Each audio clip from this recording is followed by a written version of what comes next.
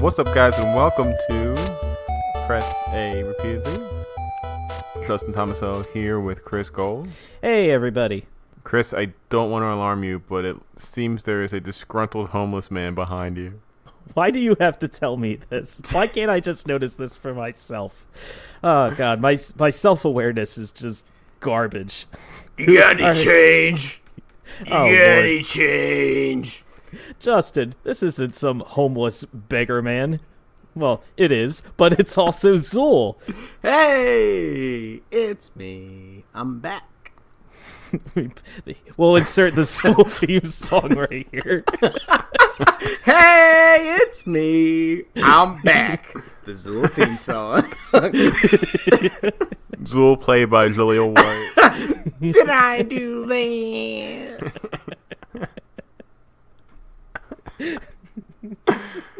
Oh, yes, indeed. Our good friend Zool is back. He's been out and about playing many games, and he's got a lot to talk about, so you better deal with it. Yeah. Yeah, how was it in the wide, cold world, Zooly? It's been a while since you've been on. Oh, the Phantom Zone, like in Star Trek 2? Not Star Trek, Superman 2? The Phantom I was going to Zone? say, those are very different franchises. It's Superman. All right, I got it. I fucked up. Leave me alone. It's been good. It's been good. You know, I've been playing a lot of video games. Like a lot of the same video games, but many hours into them. So hopefully I can, just shed some light into it. Yeah, well, you know what? You play a lot of video games. We all play a lot of video games. But why, Zool, are you on our show today, now? What brings your sorry ass onto our show uninvited? Do you want the actual story? Because I was sitting on the couch in me and Justin in Butch's living room, and he was like, "We're gonna record in like 10 minutes. You want to be on it?" And I was like, "Yeah, sure." So now I'm here. A little peek behind the curtain for your you fine folks at home. Yeah, there's a lot of logistics that goes into getting guests onto this show. Sometimes it takes a lot of work, a lot of phone calls need to be made, a lot of flights need to be scheduled, but we make it happen for you. We make it happen, people. It's a thoroughly exhausting process. But you know what? We go the extra step for you, the listener. And here I am. Okay. Yes, Zool is here. We have just a ginormous show to get to. Chris, what are we going to be talking about later on? So we are going to be talking about Dungeons and Dragons, Justin and Zool. Dungeons and Dragons. And we've, over the past several years, we've started getting into Dungeons and Dragons. And especially lately, I feel like we've been getting into it more and more. I've got a sort of a renewed fervor into the game itself. And I was thinking a lot about Dungeons and Dragons and its influence on our favorite hobby, video games. And I just wanted to, dedicate an episode to looking at D&D, how it kind of grew and developed, and how its influence has kind of helped inform the video games that we've played today. So we're going to be talking a lot about that later. And we have Zool on because Zool is, for as far as I know, is a walking encyclopedia of Dungeons and Dragons knowledge. And don't be modest, Zool. Don't be modest. We all know it's true. I am what the D&D people will call a rules lawyer. I spend a lot of my time reading up on the rules and the semantics of D&D, and I pride myself on knowing the ins and outs of it. So hopefully I can shed loves some to scold us when we get something wrong. Oh, for sure. Like whenever Justin does something that's silly, I just tan his little butt as red as it can be. Well, if anything, I'm the one doing silly things. Well, yeah, that's my character. Yeah, you do silly things, but it's within the bounds of reason, so I allow it. But Justin, that little tush, I want to spank it. So moving on. So, So, Chris, I think you mentioned earlier that we got some emails this week. We did. And by emails, email. We got an email this week. Jingle!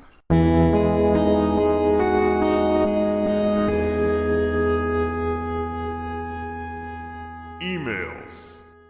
Can I talk to you for a sec, Zool? Listen, this is our podcast, okay? Yeah, no. Listen, no, shh. No. You listen to me. You listen to me, Okay, all right? yeah, we will tell you when the jingle is inserted, all right? Yeah, You no, don't but tell I us when the I jingle- just thought No. I could like put a little flavor into it, like jingle, No, and then you guys no. would roll the jingle. Listen. We have the Yeah, ideas, yeah, okay? yeah, We have the yeah, ideas. yeah. You No, I get have it. the ears. You sit back. You Okay. listen, all right? I'm so You sorry. smile. I'm so You sorry. say yeah. You I'm so say sorry. okay. All right, Justin. Namaste. Make Namaste. sure you, Justin. Namaste. Make sure you edit this whole thing out, okay? Namaste. Edit this whole thing out. Namaste. All right. So we got an email. You're right, Soul. Email! Woo! All right. So this email comes from a friend of the show, Elena Tomasello, and it's about the recently released trailer for Life is Strange 2. So here's Elena. Dear PAR Podcast, if you haven't been following it closely, you might have missed Studio Dontnod's steady unveiling of their newest game entry, Life is Strange 2. Slowly but surely, the game developer has been teasing its fans since word first dropped about its existence during E3 2017. Back then, Dontnod released news on a short adventure they created called Captain Spirit, and showed a picture of a torn and frayed book bag stitched with the words Life is Strange 2, putting fans in a tizzy. Since then, there's been countless speculation about the game, with fans combing over details of its two teaser trailers, Captain Spirit, which will take place in the same universe, and interviews given by the creators themselves. As of August 20th, fans have finally got some answers about the esteemed and much anticipated sequel through a newly released trailer and official gameplay footage. Considering you are both big fans of the franchise, what do the both of you think about the trailer and gameplay? Anything that really surprised you? For me personally, the absence of Chris from Captain Spirit was a little jarring. Because we see Daniel and Sean at the end of Captain Spirit, those are the two new characters from Life is Strange 2, Daniel and Sean. We see those two at the end of Captain Spirit around Christmas time, and the gameplay takes place during Halloween of the same year. It's safe to assume Chris won't be coming on our adventure, but will rather be someone we meet along the way. This disappointed me a little because it confirmed that a lot of the interesting story told in Captain Spirit was just a red herring. For instance, will we ever know what happened to Chris's mother, etc. Still, I think the narrative featuring two brothers could be a really nice change of pace. I like that your actions as Sean, the older brother, will ultimately influence Daniel's actions, the younger brother. I also think it's refreshing to see two leading Latino protagonists in a video game. I can't personally remember the last time I've seen something like that. What do you both think? I'd love to hear your thoughts. Sincerely, Elena. Wow, I am really glad that I decided to watch that video, last night, or else I would have had nothing to say right now. But first off, great email. Thanks for writing in, Elena. Second off, yes, I'm very excited. I also was kind of surprised to not see Chris in the trailer at all, but I think he'll be in there at some point. I think it'll be cool when they meet up. I actually did not recognize Dan and Sean from Captain Spirit. I don't remember them at all until I did a little further research and found out that they were the kids at the very end of the game that I had just completely forgot about. So for me, it was kind of a cool surprise that it's going to be about these characters and not Chris. And I think it's a good decision because meeting new characters and learning about them, I think is probably one of the strongest parts of the game. And if you start Life is Strange 2 as somebody that you're already kind of familiar with, I think it might take a little bit out of it. So I'm personally really excited to jump in with these two new characters and just see kind of what their adventure is going to be like. I was kind of getting a little bit of vibes from the game Brothers, if you guys remember that game. Mm-hmm. Yeah, I remember that. The one Tale just of as Two far Sons. as the one far as developed. Yeah, same one who did Yes. A Way Out. A Way Out. A Way Out. Which we have to finish, by the way, Chris. Yes, we do. We were having a blast with that. By the way, I was in the house when you guys were playing that game, and it was hilarious. I really want you guys to finish that game. We're gonna make it. It will happen. Trust me, it will. All right. But yeah, Chris, what did you think?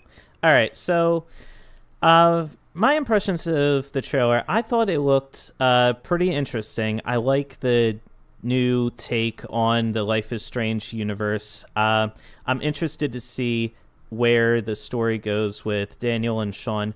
I get where a lot of fans and Lena is coming from, where not seeing Chris in the new games is a little disappointing because of how well they established his character and his motivations and everything in Captain Spirit.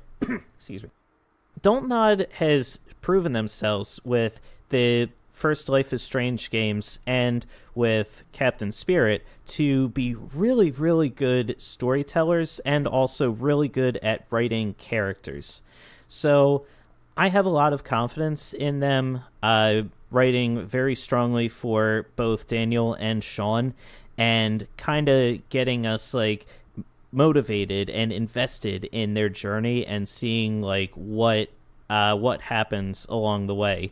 It looks like a lot of crazy stuff has happened. Like their story gets started off. There's like a standoff with a police officer who gets killed, and it's just like a whole mess. And now they're kind of on the run in the woods, and that's pretty interesting too. Because the first Life is Strange took place in a lot of urban environments, like you're at the school, the junkyard, different people's houses.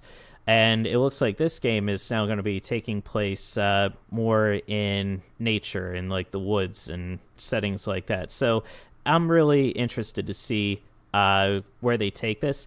I got to admit that like I was pretty surprised. A lot of people's initial reactions to Life is Strange 2 was a surprising number of people were like, what the heck? Where's Max and Chloe? Like, this isn't Max and Chloe. And I was like, were any of you following this game's development one iota? Like, too many people were surprised that Max and Chloe were not the stars of this game. And as much as I love Max and Chloe, and I always love their story and them as characters, the story is done. It's time to move on, turn the page. Yeah, they announced pretty much immediately after they first unveiled they were working on a sequel that it was going to be an all-new game with new characters and not follow Max and Chloe. So, yeah, I also saw people's reaction that said the same thing, and I just kind of rolled my eyes, and it's just, like, frustrating that, you wouldn't be aware of that. Yeah, so it is what it is. But yeah, the first episode is dropping in a little over a month, so I'm really excited. Going to scoop that right on up, and we'll be sure to deliver you the fresh thoughts right here on Press A Repeatedly, the only video game podcast out there. Yeah, Elena, thanks for writing in. Yes. So yeah, that was Elena. Again, thank you for the email. If anyone else out there has any questions or comments for us, you can email us at parpodcast@gmail.com. All right, so it has been a while, Zool, since you have been on the show, so I've got one question for you. What are you playing?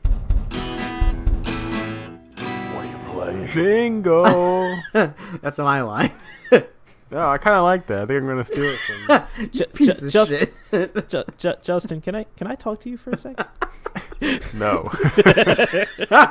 70 episodes in and you fucking steal my line. Unreal. You don't claim ownership till after episode 100. You're right. I'm sorry, sir.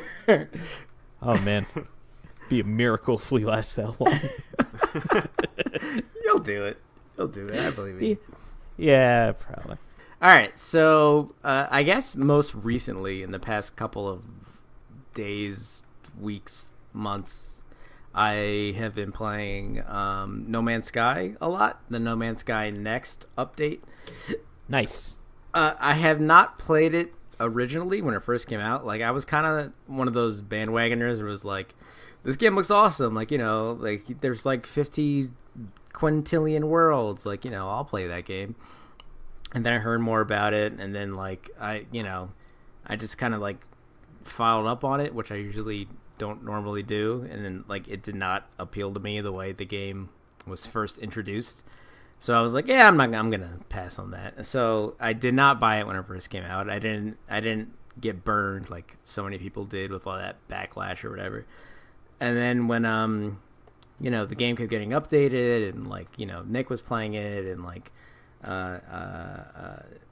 I just didn't really care about it. And then recently with this next update, you know, I heard all like, you know, the third person perspective, and like, you know, the third person ship battles, and like, you know, the base building and the new missions and the new story mode and stuff. I was like, yeah, I'll give it a shot.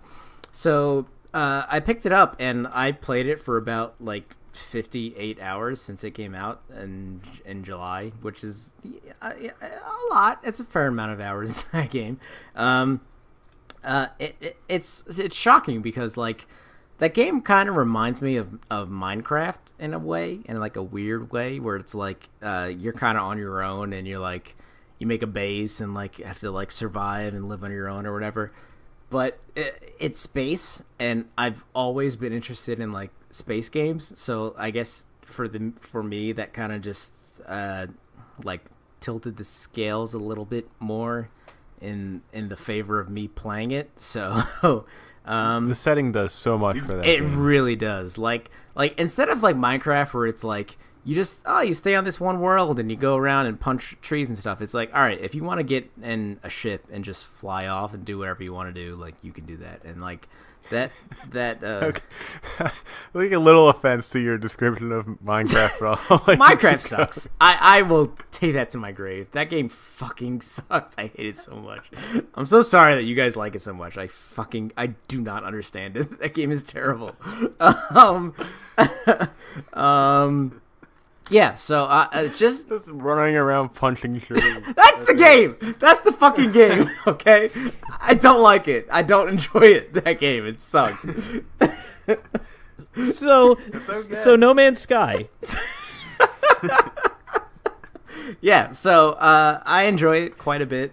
There's like little missions here and there where it's like, you know, expand your base, you know, go into space and find these space anomalies, find a black hole, do all this stuff. And like the little missions here and there kind of keep me interested, but just like, I don't know, something weird about where it's like, I'll just be on a planet, like a random planet, and it's like, you know, your mining laser is out of carbon, like go find some carbon, and just like running around trying to find like scanning items and being like, oh, does this have carbon in it? Does it have oxygen? Does it have iron? Or, you know, like ferrite dust or whatever they call it. And it's like, I just really enjoyed that kind of like micromanaging, which is weird for me because I usually don't like that in games. But yeah, I really enjoy it. So I spent like almost 60 hours in it so far. And that's kind of the game where it's just like, oh, you know, I'll come home from work. I'm kind of tired. Like, you know, I just don't feel like doing anything. But like, oh, you know, let me just see if like my frigates are back or whatever from a mission. And I remember last week Justin telling the story about one of my frigates exploding for no reason. Do you have any further detail to shed on that? Because I'm very interested. So I think it might have been a glitch because I that happened. Like I was just minding my own business. The frigate came back and said like, "Hey, we got this shit and it's leaking." And I'm like, "Oh, okay." And they're like, "It blew up. We're all dead." And I'm like, "Oh, okay." So then, wait. They sent that message. Yeah, it blew up. We're all dead. Yeah, more or less. It pretty much came out like that. They're really on a planet, like just, you know, drinking beer or whatever. They just watch the ship explode in the distance. Like, oh crap, we need to cover. So that happened, and I'm like, all right, you know, I guess that ship's gone. But I guess it was a glitch because like the next day, I was like, all right, let me save up some money to buy like another frigate because that one blew up and I don't have any frigates left. So I bought 2 more frigates, like, because I had a bunch of money saved up. And then when I went on like the frigate like because you have to like select which ones you want to send them out like on missions and stuff. So I had the screen came up, and it was like, all right, which frigates do you want to send out on this mission? Like, frigate 1, frigate 2. Oh, hey, frigate 3 that exploded is here now again. I'm like, oh, yeah. So I guess it blew up, but I guess it didn't blow up because in future missions I was able to select it again. So I like after you select it and send it out, it's like they send you reports or whatever. So it's like, oh, frigate 1 is fine, frigate 2 is fine, and frigate 3 is fine. So I'm just like, okay. So they all came back from a successful mission, and I'm just like, hey, what's going on, frigate 3? You're not dead anymore? And they're like, oh, what are you talking about, dude? Like, that never happened. And I'm just like, okay, I guess that never happened. So I guess it never blew up. I don't know. It must have been a glitch or a bug or something, because I have frigate 3 again. So well, that's good. I'm glad your ship and your crew is alive and well. They're expendable. Maybe they died in a parallel universe, but in the other universe they survived. That's a very Star Trek episode that I would love to direct. Yeah. That's pretty crazy. So, any other wild or wacky adventures you've been going on? Not really. It's pretty standard. It's like, I log on, I see what has to be done immediately with my frigates and my freighters and stuff. I see if there's any new planets I kind of want to explore, but like not really. They're all kind of the same. And I just keep going with the main mission, like upgrading my base and upgrading like my ship and stuff like that. But it's a good like mind numbing game. Like you come home from work, you just kind of sit down and just mine and like just like micromanage. Like I don't know, like it's another job kind of, but like it's very fulfilling. Like I really like it. But yeah, I echo everything you say about it being such a chill and relaxing game. Yeah. Like, it's very, I think it's healthy for your brain, to just kind of like go into like autopilot while you're playing the game and just kind of and just look at just so many beautiful things in that game. Like visually the game is just stunning, and I think a lot of it, I mean, I've just walked around or flying through the galaxy and just looking at planets and stuff and the flora and fauna and just being amazed by it, not even doing anything but just moving. And that's enjoyable. It's the perfect like podcast or YouTube game, where it's like you just listen to a podcast and just kind of do whatever, or like you just put on a YouTube and like listen to like people talk about anything. You know what I mean? Like it's just like it's like a background game kind of like like it's just kind of like you just shut your brain off and just kind of like relax. And I really like that a lot. That's cool. That's it's nice to have a game where you can just kind of like mellow out and just not have to stress or worry about everything happening all at once like that. Yeah, for sure. So that's that game. I've also been playing Chris. I'm highly disappointed that you have not talked about this game yet because it's a game that you recommended. It was the number one game you recommended on that episode about your most anticipated indie games. I know. It's Chasm. Mm-hmm. It's so good. It's like, can I nerd out for one second? Go nuts, man. Go nuts. It's your time. So I'm going to nerd out for 1 second. Last week, you guys said that Richter Belmont first appeared in in Symphony of the Night. Actually, Richter Belmont did not first appear in Symphony of the Night. He appeared in Rondo of Blood, which is a SNES game. But I'd like to clarify, it was not you guys who said that. It was one guy who said that, and it was Chris. Well, I straight up didn't know. I'll accept my wrongness. He was incorrect. You were incorrect. He appeared in Rondo of Blood first. All right. So I guess out of everyone on the PR crew, I guess I'm the biggest Castlevania fan. I really like Castlevania a lot. So this game, Chasm, is kind of like a spiritual successor to Symphony of the Night.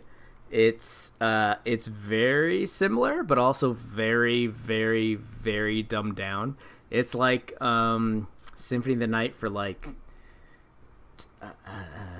preteens. I don't want to say children. It's like it's still challenging, but it's like not super complicated. You know what I mean? But it's really good. Like the graphics are amazing. The combat's really good. The like the feel of the game, like the combat is really fun. All the rooms and like exploration is really cool. I really like the music and stuff, and like all like the musical stings and stuff, like when you get new items and stuff. Yeah, I've been playing that like a ton. Like I think I've played it overall. That game is one of those games where it's like you can't like sit down and play it for chunks at a time because like you die a lot, so it's like it gets kind of frustrating. So right, I think I've played it overall maybe like 7 or 8 hours, and like it came out like July 31st, which like isn't a super lot for me, but like I'll play it for like maybe like 20 or 30 or 40 minutes, and then I'll die a bunch of times in a row and just get frustrated and stop. But so are you progressing during those 30-minute bursts? Oh yeah, for sure. It's like, so I'll get to a point where it's like I'll get to like, I'll play for like a half hour, and like I'll retread old areas I've been to because I get new abilities, new items and stuff, and like I can open old, so it's the classic like, Metroidvania where it's like you need a red key to open this door, and it's like you get a red key like 10 hours later, and like you have to go back to all the old areas you've been to. So like I gotta use that red key on like areas I've been to like 10 hours ago, but I kind of don't remember where they were. So it's like, right, yeah. So it's kind of like trial and error a little bit. But again, it's still fun. Like I really just like the gameplay, and like there's a lot of old nods to like Symphony of the Night and like Metroid and like just stuff like that. Like I don't know, I really enjoy it. Like it's a ton of fun. Like it's one of those games where like I could see myself kind of like starting a new game and trying it over again, because like every time you start a new game, it's like all the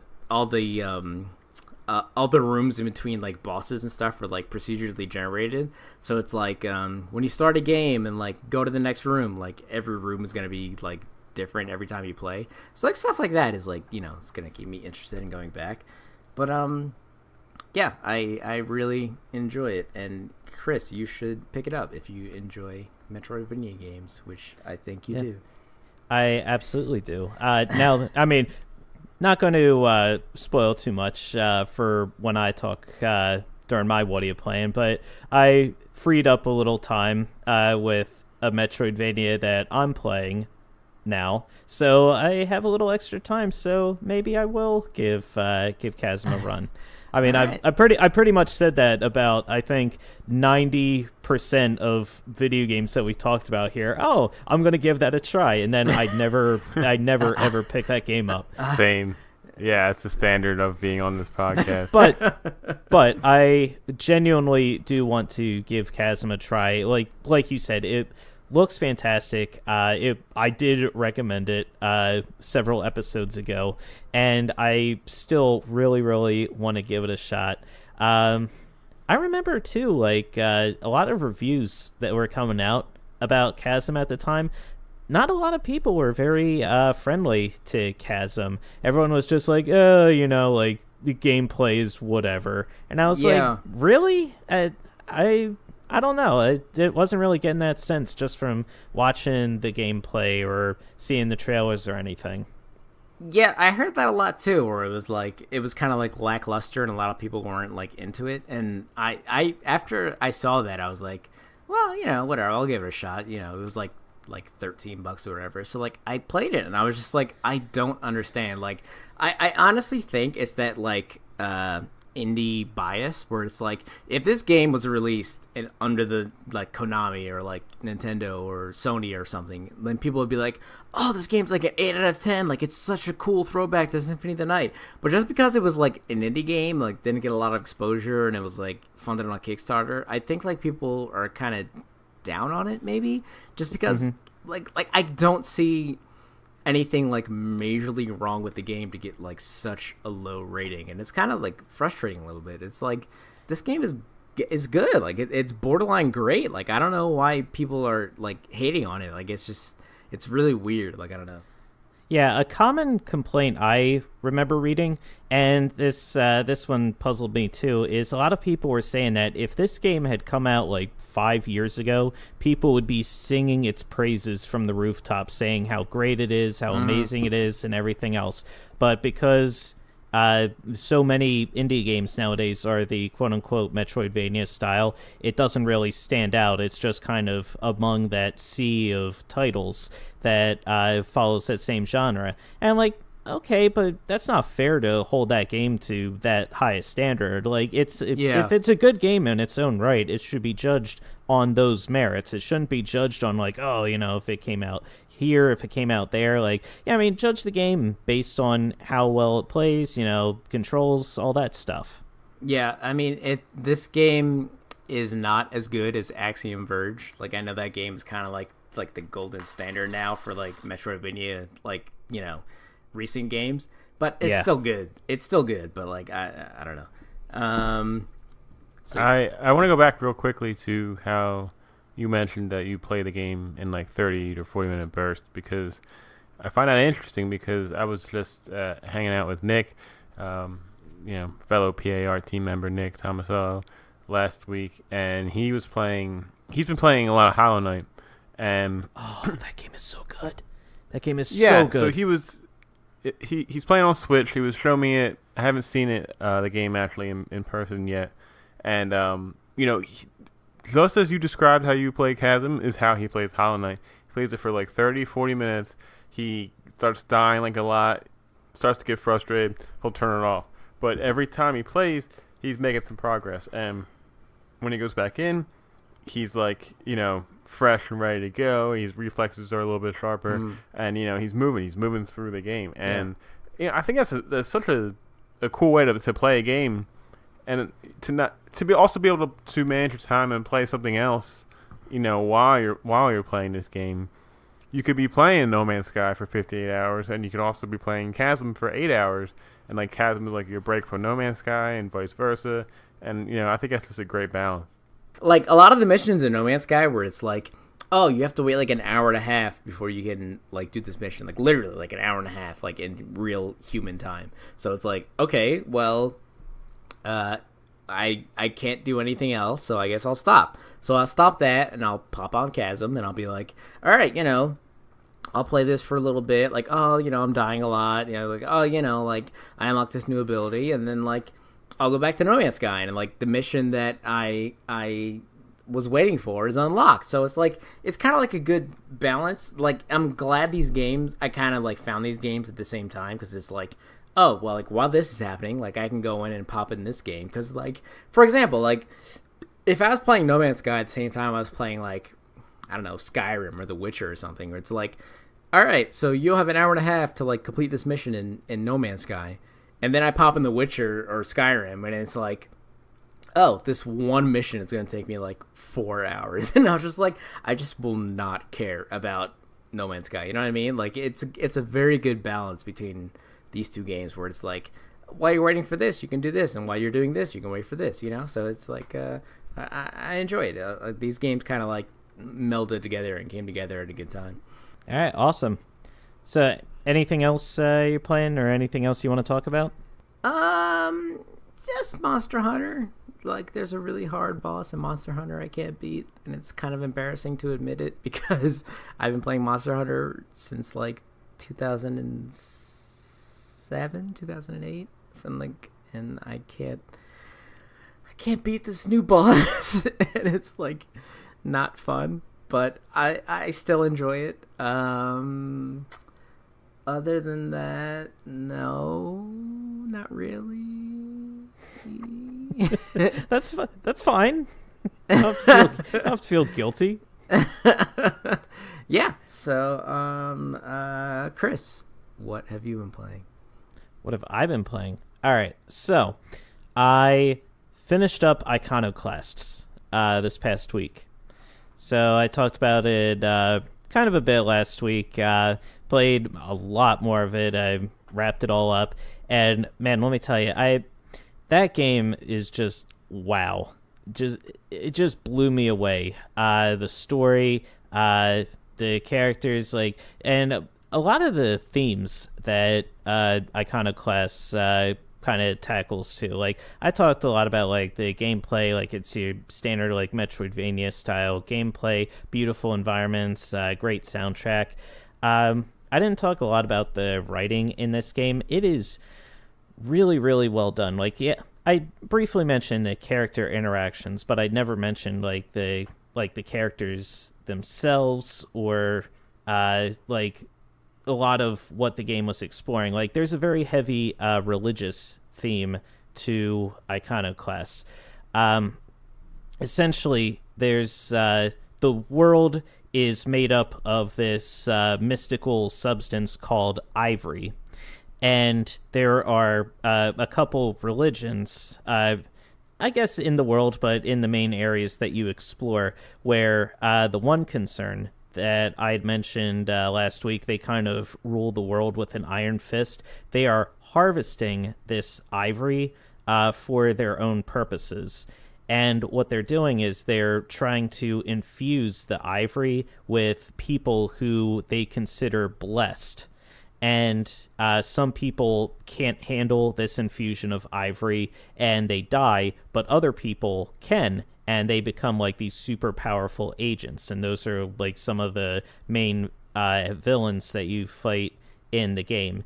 And the game tackles a lot of handling, like, there are very few like anti-religious people in the game. Like, there's one notable one. Robin, the main character, Robin's brother Elro, is a scientist, so he's a man of like facts and like, this is what the evidence proves and that's what's real, and faith is a joke, it's all just lies. And everyone else in the world is just like very, very super religious about whatever god it is that they're worshiping. Like, there's a group of such so-called pirates who worship their ancestors. It's very similar, I guess, to like Buddhists will revere their ancestors and their old family members who've passed on. This religion is the same way, but they also are harvesting ivory for their own ends. And ultimately, both groups, they're fighting with each other for control of the ivory and trying to harvest it. And at the same time, by harvesting all this ivory, they're killing the planet. Like, they're physically killing the planet. Like, nothing is growing, the air is stale, and the seas are dying. Like, it's a very like heavy game, and especially at the end of the game, I don't want to spoil anything, but things kind of come to a head, and a lot of people kind of reap what they sow throughout the game. And it's just really, really jarring. Like, even almost in like a Game of Thrones-esque like type of way. Like, there's one character, I won't spoil anything, who like, they're very stoic and like very like, like very cool, nothing really bothers them. But then like later in the game they wind up dying, and it's like horrible. They're like screaming and like begging for their life, and it's like the only time in the game where they've like lost their cool, and it's just so jarring. Like, the game, like, it just does such a good job in setting up these moments and spacing everything out and just really presenting the stakes of the game and setting it up as like, this is what you need to go for. Like, it makes you want to get to the end and push forward and try to, just try to beat the next boss, get through the next area. And it just does a really, really good job motivating you like that. And I was just really impressed by the game. I thought it was absolutely fantastic. Man, that's crazy. You're making this sound even more interesting than you did last week, and I was already on board last week. Yeah. Mm-hmm. So Congratulations on beating it. How long did it take you? It took me how long did it take? It took me a little over 11 hours, which if you subtract a couple hours due to incompetence, means that it takes about 9 to 10 hours to beat the game. So that's that's about how long the game itself is. And I will say though, like as good as interesting as the story made itself out to be, there were times where it kind of got like, I mean, the world, it's a fantasy world and they've got all sorts of different rules. They're establishing like different religious orders, but they don't really do the thing where they have a character who explains I mean, they do have a character who explains everything outright, but they don't do a very good job. It's kind of set up as a way of like, oh yeah, you're in the middle of the world now and this is just how things are. And you kind of have to figure out like what's happening as you go along. And once you figure it out, I mean, eventually you do. And it's like, okay, like I get it. But it does take a while to kind of understand like what's happening here. Like, who are these people? What's their relationships with everyone else? What's going on? It can be a little confusing that way. I do have to say that. Like a slow burn? Yeah, that's the best way to put it. But once you get past that and like you start kind of getting into the meat of the story and you start like seeing things, there are going to be a lot of times, especially because I mean like there's a lot of religious subtext going on. There are going to be a lot of times where you're going to be watching it, you're going to see things happen on the screen, be like, oh my god, like this is dark. Like it is a lot darker than you would anticipate a game like this being. It's good. It's really, really good. I love this game, honestly. It sounds awesome. I definitely want to check that out at some point. Yeah, it's I mean, it's out on all systems at this point. Like I think it's on PS4, Xbox, PC, and it just came out on the Switch a few weeks ago. So, yeah, it's a really good game. I highly recommend picking it up. Very cool. Sounds good. The other big game I played this week is a bit of a throwback to a game that I never beat. Justin, you beat.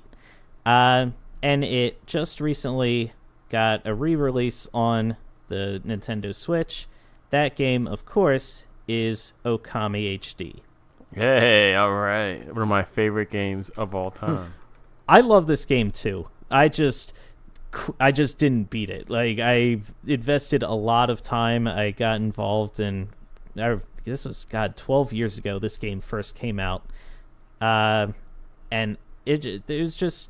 I just couldn't play it. I just couldn't beat it. It was too much. And I want to beat this game because I remember playing it and thinking, this is so good. Like, this game is just absolutely incredible. It came out the same year that Twilight Princess had come out. And I remember a lot of people said at the time, and for my money, it's still true today, that Okami is the better Zelda game that is centered on a wolf character that came out that year. Whoa. That's not to say Twilight Princess is a bad game. It's not by any stretch. But in my opinion, Okami is better. That's just my opinion. Okay. All right? Okay. I am actually kind of argue. I mean, the games are very similar, but they're also very different, and I feel like that I just feels weird to put those two in the same basket together. I'm just kind of biased because Twilight Princess is like still even after Breath of the Wild, like still my favorite Zelda game. Like that game is I don't know what it is about it, but I love it so much. What are you eating? Pizza. Where? What kind? Can I have some? It's plain. I mean, if you want to drive like a half hour to get here, you could have a bite, but that's it. Nah, that's too much work. I literally have pizza right here. I'm not driving all that way. But no, like I kind of get what you're saying, Justin. Like, yeah, the games definitely have a lot of differences to it, and each game is good in their own right. I wasn't expecting this to become a debate between the two games, but here we are. Sorry, I love Twilight Princess. I can't not defend it. I also love Twilight Princess, but I also love Okami. I love Twilight Princess too. Twilight Princess is objectively a great game. It is a fantastic game. I just like Okami better. That's just me. Burn the witch. I don't compare them the same way. But I mean, they're too different for me. Okami's gameplay is very heavily influenced by Zelda, though. It is, but there's so much that's unique in Okami that like no game has ever come close to replicating, and I don't know. That game is just so much more of a visual experience, I think, than Twilight Princess, and I don't know. When you're playing as Link and you have a sword and shield, that feels so much different to me personally. When you're playing as a wolf who attacks with drawing with a paintbrush and creating bombs and stuff. Like, I don't know. I just don't really see the connection as much as other people do.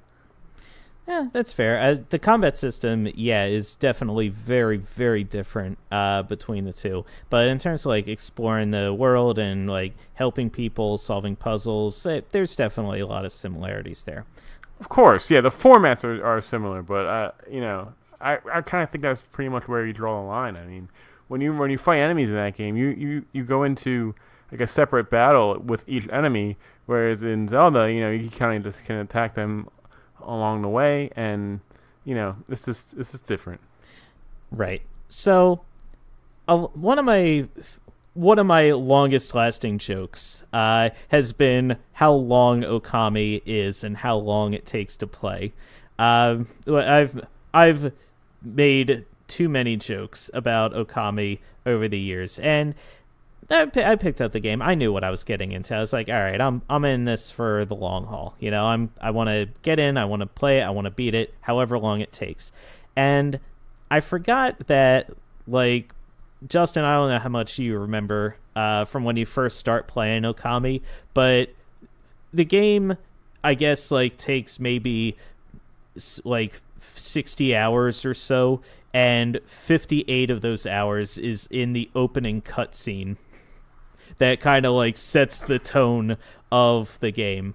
That's exaggeration. I think you're being a little dramatic. I'm being very overly dramatic, but man, it kind of feels like it, because I'm like, yeah, let me sit through the opening cutscene, just kind of remind myself what's going on, and the dialogue takes forever to load up on the screen as it's describing the action, and I'm like trying to like force it to like go faster. It's not making the dialogue go any faster, and it's like setting up, there was this village, there was this guy, and then there was a wolf. He was this relationship with the wolf, and there was this thing, and it wanted the maidens, and I'm like, like, all right, I get it, come on, like, move on.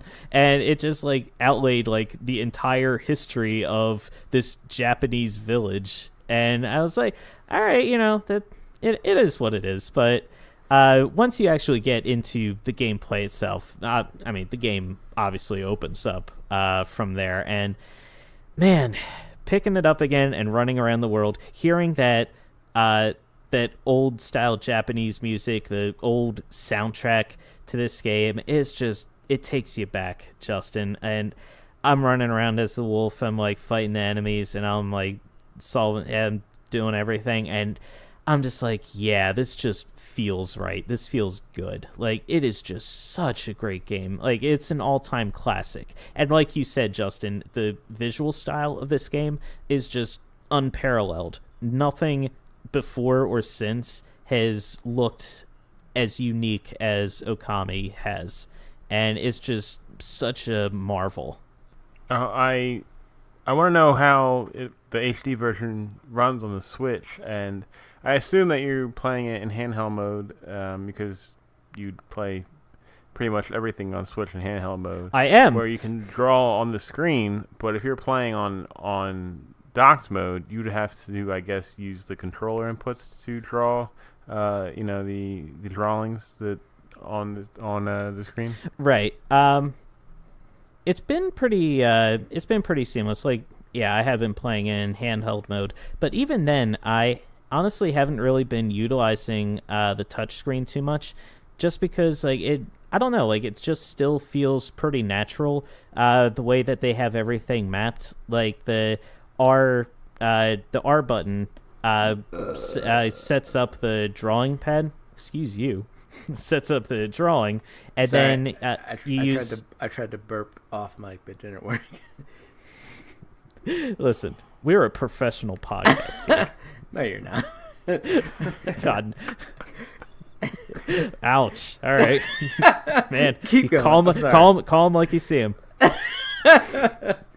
So anyway, so the controls are mapped really, really well. Like, you'll hit the R button to bring up the drawing pad, and Y is will put the brush on the pad, and then you just rotate the control stick to draw the line. Like, you can draw a straight line, you can draw a circle, and everything else like that. And I don't know, when I have I have my hands on the buttons and on the controls, it's very seamless to just hit the buttons and just start drawing that way. Like, I don't feel any compulsion to hit the buttons and then use my finger to draw directly on the screen. They did a really good job in not needing me to take that extra step. So they really did a good job in adapting the controls. The game looks and runs really, really well on the system. The only issue is at the default controls are all like what the game calls normal controls, and like the camera is normal controls, and I'm like, it was extremely confusing at first because I was trying to look left, so I would move the control stick to the left so I could look that way, and the camera was like panning right, and I was like, oh, this is hell. This is absolute hell. Luckily, the game gave you the option to invert the X and Y axes so I can actually look at what it is I want to see. So that's a small mercy right there. Well, that's good that you can map those. Yes. So, other than that, it's classic Okami, man. It's one of the best games that has ever been put out. And honestly, if anyone out there has not played Okami, it's $20. Really, no reason not to. That is an excellent price for the HD version of such a great game, and especially on the Switch, where we talked about last week how they mark up everything. So yeah, scoop that up if you have never played it. I agree with Chris's sentiment there. All right, so that pretty much does it for me. Justin, what are you playing? I've been playing Bomb Chicken for the Switch. Woo! Yeah, Zool called out Chris earlier for not playing a game that he announced on our episode a few weeks back about the indie games coming out. Bomb Chicken is one that I announced, and yeah, I got it. I started playing it, and I'm really liking it so far. I'm not too deep. I'm about like 7 or 8 stages in. If you're unfamiliar with Bomb Chicken, 1,000-foot overview of how the game works is it's a pixel-based side-scrolling platformer/puzzle game where you play as this big fat chicken who you're stuck in this underground like dungeon-looking area, but it's also like a kind of workshop or sweatshop for this company called BFC, which I guess stands for Blue Fried Chicken, because in the beginning of the game you see like this giant piece of chicken with like this blue sauce on top of it. So there is an egg that's being hatched, and it's your character, but the blue sauce hits the egg and I guess mutates the chicken, and for some reason you lay bombs instead of eggs. That makes sense. That's your gift. Go on. So, how the gameplay works is you can't jump. You can only move left or right. but you can lay an unlimited amount of bombs. Like if there was no ceiling, you could lay like 1,000 bombs, and just every time you lay a bomb, it kind of pushes you upwards on top of that bomb. So if you lay 3 bombs, like you're standing on top of 3 bombs, and so on and so forth, up until as many as you can lay. But because they're bombs, they will detonate after a while. If you think of Bomberman, is very similar. You drop these bombs, they start blinking, and you better get away, because if you're too close, they'll explode and they will, take you out. However, the bombs aren't just an apparatus to help you reach higher platforms. You also use them to attack some enemies, to break some secret walls, to get into some hidden rooms, and stuff like that, just to help you get through puzzles. You can run into the bombs and like slide them across the ground to hit some switches and levers that'll open doors for you. And you just start progressing through these levels and moving on. And I gotta say, the difficulty ramps pretty quickly in this game. First level, it's kind of like a tutorial level. They're letting you know how to drop a bomb, how to hit a bomb, and I'm rolling through it. It's going great. Second and third level, I actually died a few times, and I was like, maybe I'm just a stupid mistake or whatever. And fourth and fifth level, I'm like dying a few times, getting some game overs. I'm like, wow, this is getting pretty tricky. The platforming gets really tough, because you have to kind of thread your way through these areas with these bombs. For example, you're kind of going up these platforms that are covered in spikes, and you have to make a ladder of bombs and then jump off the bombs and kind of float down and land in between these 2 spikes, and not hit the spikes, obviously, and also not be exploded by one of your bombs going off. So it's a lot of threading the needle, landing in an exact right spot, and kind of moving through the level. And it gets kind of tricky after a while, but it's fun. I'm having a good time with it. It's just, the level design is really well thought out. All right, Chicken corner. Yeah, I mean, the last 2 games I've played have been very heavily chicken influenced. So, chicken corner.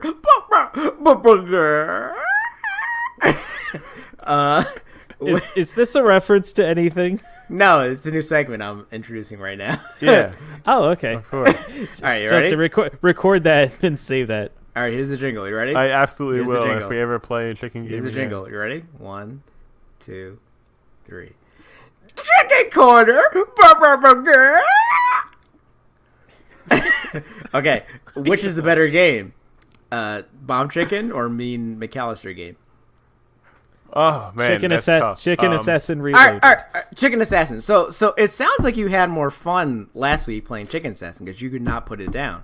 But Bomb Chicken seems like it's a better designed game. But which game would you want to play right now? Ooh, this is an exciting segment of Chicken Corner. So look, I'm sorry, listeners. there's a lot I'm of sorry. different I'm games out sorry. there, okay?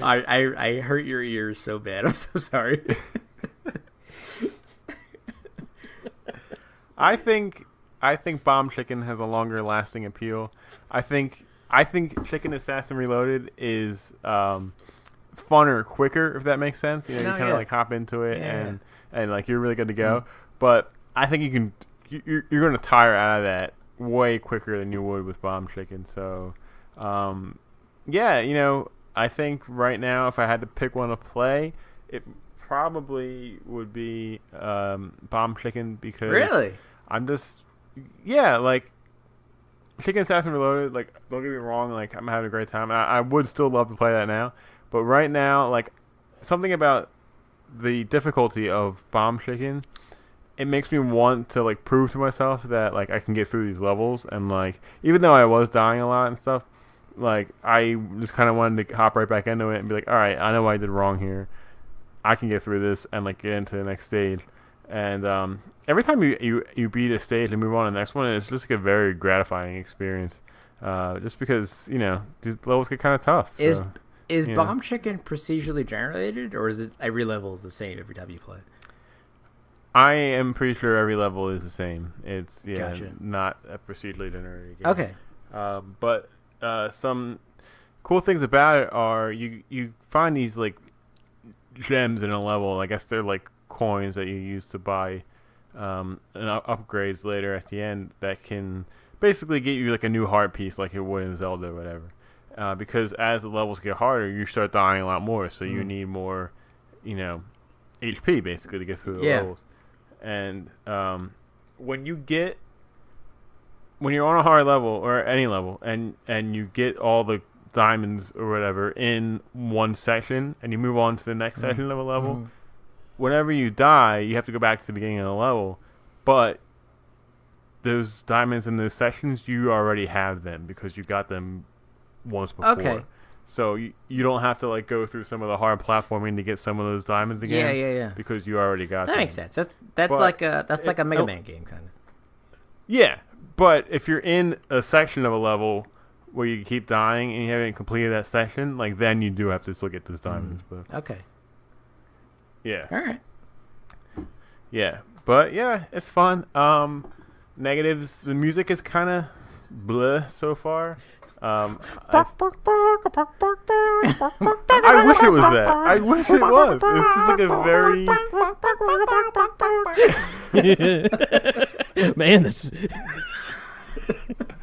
this music would be a lot better.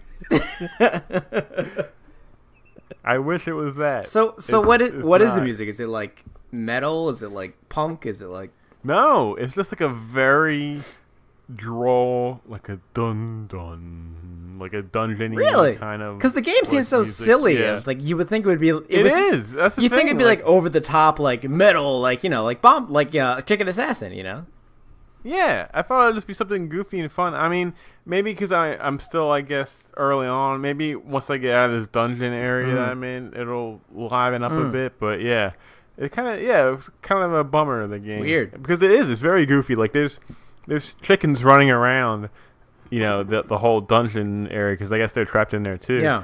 And if you accidentally blow them up, they just like immediately just turn into a piece like a fully cooked chicken. Yeah. So quick question. I don't want to dwell on this forever, but is this the first game that this developer has made, or is this like a known developer? Do you know? I'm pretty sure this is their first game, but I don't know 100%, so I don't want to fully commit. Okay, but, I was just wondering. I was wondering if because this game seems similar to like an indie game like Enter the Gungeon or something. So I was just wondering if they had like a pedigree or something. The style of the game reminds me a lot of Box Boy. If any of you ever played it, I haven't, but I know what it is. Yeah, I haven't played it. Box Boy is a very simplistic side-scrolling puzzle game made by HAL Laboratories, actually, on the 3DS. And I've played a lot of it and really had a good time. But, how Box Boy operates is he can push these boxes out from him that can lift him up, and like he can use them to like form a hook and grab on the edges and stuff. And it, the bomb mechanic is kind of similar to that. So it's just like the same idea of just a really good level design and using these abilities to get through levels. And yeah, it's fun, and the pixel animation looks great, and it's so fluid. Like some of their animations, it looks like a cartoon. Yeah, like it's got a really cool style to it, and yeah, it's if you're into cool puzzle games, check it out. And it's only on sale. It's on sale for only $8 on the Switch. So, what better time to buy? Nice. All right, perfect. What else you got? That is it for me, which means it is time for the Indie Arcade. Indie Arcade. If you remember, last week I assigned Chris the game Tale of Palmi to play. If you looked it up, I'm sorry that you looked it up. Oh God, I looked it up. It looked so good. Chris, please, I'm dying to know how this game is. All right, so I just want to do a quick aside. In the 14th century, Dante Alighieri wrote his Divine Comedy. And as part of the Divine Comedy, he wrote about what the afterlife was like. He kind of went on a journey through the Christian afterlife, including heaven, purgatory, and hell. Specifically, he called it the Inferno. So it was Dante's Inferno. And it was there that he described the 9 circles of hell. I'm convinced that Tale of Palmi is the 10th circle of hell. And the only reason Dante did not write about that 10th circle is he assumed no one would ever be evil enough to deserve to be in the 10th circle of hell. This game, this quote-unquote game that I was given to play, Lord Almighty, where do I begin? How do I begin?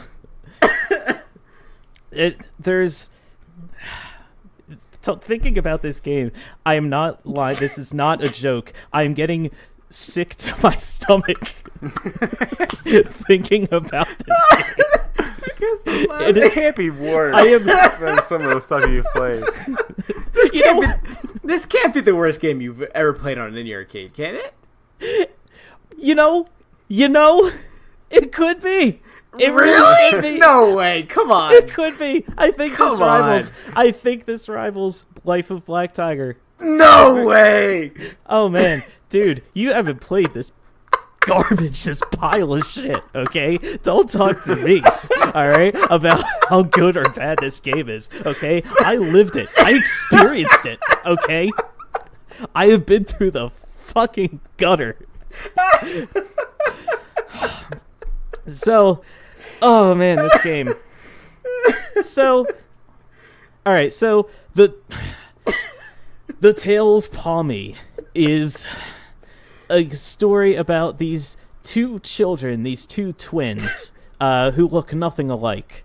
Who they open a chest in their grandfather's attic and they unleash this flying little elf beast called Palmi. And he is the titular Palmi of the game.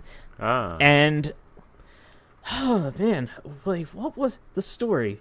The story was you free him from the chest, and he was a servant to the queen from centuries ago, and the evil wizard locked him in the chest and was trying to accumulate the gems, which would allow him to overthrow the queen. Go on. This is all explained because literally the game is told entirely from a side perspective, and the characters, like, little word bubbles pop out of their mouth. There's no voice acting in this game whatsoever, which is probably a blessing. This game probably would have crashed if they had to program voice acting in the game. Like, there is, for the processing power that this game was programmed on, they have packed way too much game in here, and it shows. All right, the frame rate is 2. All right, it's just the number 2. There's no frames. There's no frames per second. No nothing. Like, running around with these bullshit kids and trying to run around and do anything is an exercise in madness. Like, you'll run and you'll jump in the air, and it'll take like 5 seconds for you to jump and then like slowly land. Like, it is not smooth at all. The collision detection is barely existent. Like, I will jump up to a tree branch and try to climb myself up, and the kids will like jump to halfway in the middle of the branch, grab on like it's the edge, and then just pull themselves up from there, and then they'll be hovering like 2 inches above where the branch is. Do you play as both kids at the same time? Yeah, do you switch between them, or is it just you switch between them? You can switch between them. Yeah, okay. Yeah. It doesn't help. It makes no difference, all right? They both control, like, pig shit, okay? Like, and there are times where, like you'll try to advance with one of the kids and they won't, like, literally this solid wall will pop up in front of you, like, not like literally, but like an invisible wall will pop up and you can't advance further. You have to switch to the other kid and make them jump along to where your twin is, and then you can go from there. The best part is, all right, I was progressing through this game, right? And also, how could I forget the story and the characters? Everything is explained to you in English, and it is abundantly clear that English is not the second language of the developers. It's not their third language. I don't think it's their top 10 languages that they know. It is wretched, the way that they try to explain this game to you. Like, oh, follow me to over there with the branch. Huh? Wait for me. The evil wizard has finding the gems that are scattered throughout the world. Save me. And I'm like, what are you talking about? What evil wizard? What gems? Like, this is all just literally just plopped right in your lap. And it's like, all right, you're invested now. And I'm like, no, I'm not. What are you doing? Leave me alone. Yeah, well, remember all the typos when I was reading the description of the game? I remember. They're so good. Oh, my Lord. So you're trying to progress through the world, and Palmi, I guess, like, tries to fly with you, and it's funny because, like, there was one puzzle quote unquote, where there was a log, there was like a giant pond and you couldn't jump across it.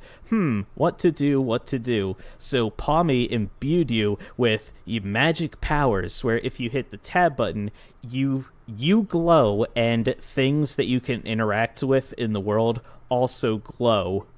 So I go there, and the whole screen is kind of dark. Like, it's especially dark at the bottom. You can't really see the pond. So I hit tab, I make myself glow, and oh, hey, there's a log right underneath there that I can jump down to. So I jump down, I make my twin sister drop down too. We go over to the edge of the cliff where the log was resting up against, and you can press the E button to interact with things, specifically like to push things or push things over or whatever. So I went over to the middle of the wall, and I literally mean the middle of the wall. I walked into the wall. I hit the E button until my character put up his hands in the push motion, and then you press the directional buttons, which will make him push. And then, like, 5 to 10 seconds later, the log starts slowly moving across the lake. So my solution to this puzzle, all right, where how am I going to get across this pond, was I look down, I see a log, I drop down, and I push against the wall to make the log go across, and Palmi tells me, wow, you truly have the makings of the legendary warriors. And I'm like, really? Really? This is what the legendary warriors would have done? This doesn't feel very legendary to me, Palmi.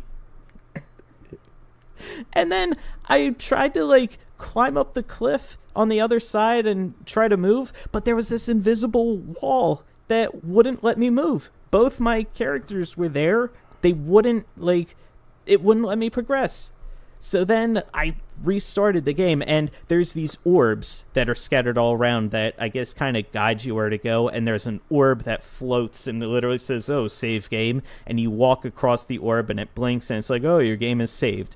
So I reloaded the save. It took, like, 5 minutes to reload my save file. The loading times in this garbage game are atrocious. And not for nothing also, all right? I never ever comment. When, Justin, have I ever commented about the sound quality of a game that I've played?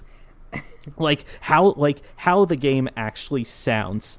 Like, I don't care. I barely care how this podcast sounds. You said it, you do fiddle with whatever, and you put it out in the world. That's fine. This game, every sound, every noise was like crackling and staticky, and like there was this soft little buzz in the background like the whole time, and I'm like, are you, like, it was so distracting. I was like, are you kidding me with this shit? Like, I shouldn't be noticing this, me especially. Like, this is, oh man, I'm getting flashbacks to Dontrell Dolphin too. This game did nothing right. Absolutely nothing right. I got to this one section where I finally got to a haunted house. All right? And the game just like splintered into a million pieces as I was trying to navigate this damn house. Because there are crates and chairs and things that you can push and pull, and apparently when I hit the glow button, there's like these jack-o'-lanterns that are hanging from the ceiling, and I can interact with them in some way. I have no idea how. The game doesn't explain it to you anyway. I have a melee weapon, which is my yo-yo, that I can shoot straight out at me by hitting the A button, and I can also, I hit the left control button, not control. It has to be the left control button, and it makes this like little targeting reticule pop up in front of me. And to control that, I have to press the arrow buttons up or down. And depending on which, and up literally means it goes counterclockwise around you, and down means it goes clockwise. And it took me a while to figure that out, because when I was facing left, I would try to aim up by pressing up, but the reticule would go down, like it would start targeting down. And here I had to press down to make it turn the way I wanted to. If I was facing right and I hit up on the arrow screen to target upwards, it would move up, but that's because it's moving in a circle. The targeting system made no sense. It made no sense. Like, why if I'm facing a certain direction, do I have to press down to aim up? Why? Oh god. So at this point, I was dedicated to breaking the game as much as I could. So I found a crate and I started pushing it up against a wall. Sure enough, I very easily clipped through this wall and pushed the crate through into this other room where it was never supposed to be. And nice. And then my character, he was like, imagine like you've got your hands up and you're like leaned in, and you're kind of like leaned down and you're like pushing a crate. He pushed that up against the other wall, but it couldn't keep going, but he kept moving. My character kept moving, so he pushed through and he went through the crate, and then I kind of like backed up and he was still making the pushing motion. He was still in the pushing pose, and I was like moving backwards with him. I was kind of moonwalking with him, and I was like, oh yeah, dancing like and then but I couldn't turn around. I couldn't face the other direction. And then I tried pushing more objects, which is using the E button. The E button is how you interact with everything, but the E button is also how you go through the doors of the haunted mansion.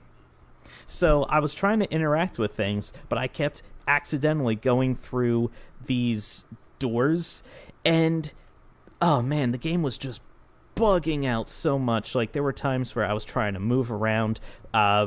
My character literally was just standing still, but he wasn't moving. He wasn't going through a walk cycle, but he was moving all around, just stiff as a board. He was barely interacting with things. And now, when I entered the haunted mansion, all right, there was a save orb right at the beginning. Like, do you want to save your game? I said yes. So I hit that, and it went bing, and saved my progress there. So I was like, okay. I had a lot of fun borking the game and going around and just being just like, all right, this game is just complete shit. I was like, all right, yeah, I'm gonna go back and I'm gonna like try to fix things. And it was because I pushed like the crates through the walls and everything, and it was all just fucked. Like there was no amount of like you can't leave a room and then come back into the room and it's fixed. No, everything is exactly the way that you left it. So I was like, all right, great. So let me reload from my last checkpoint. So hit the options menu. I hit reload. 5 minutes later, I'm back in that section before that pond puzzle where I had to figure out like had to jump down on the log and traipse across that. I was like, what are you I was like, are you freaking kidding me? You want me to do all that all over again? And that was when I hit my done moment with this game. So how long did you actually last? I lasted 57 minutes. Wow. I played an hour of this game. I gave it as good a shot as I possibly could. But when I tell you that this game is wretched, and I will never and can never, ever, in my wildest dreams, recommend anyone play this game, look at this game, think about this game. This was one of the worst experiences of my life, was picking up and playing this game. I will always always regret not passing on this game when I had the chance. Oh yeah, I forgot about that. You had a chance. Yeah. Oh man, there was nothing that you could have ever. Look, there's nothing that you could have tossed me down the line that could ever be worse than this game. I thought you were not going to like this game. I didn't think this game was going to put This is Break darken your soul. Break 'em. this is barely a game. This is by the barest definition of video game. Yes, I suppose it's a video game. The art looks okay. Like I like the art. You know, the art style. You know. Yeah, I was saying that. Like some of the background stuff was really yeah. good. Man, it gets old very quickly. And the soundtrack, which is pretty much just the one same track. It's like probably, I guess, maybe a 2-minute track or so that's just looped constantly over and over again. Doesn't matter if you're in the swamp or the haunted mansion, it's all the same. It doesn't change. It doesn't get any better, Justin. Hey, I didn't make the game. I just made you play. Well, I mean, you know, now comes the time for your dark vengeance. Yeah, now I'm kind of sweating more than normal. But if there's any benefit, Justin, there is nothing I could possibly give you yet that could rival the Tale of Palmi. I will do my research, though, for next time. You just wait. It's too late for this week, though. I've had this one on my back burner for a while. I've kind of teased this to you off the podcast for a couple weeks now, and I'm kind of excited to give this one to you.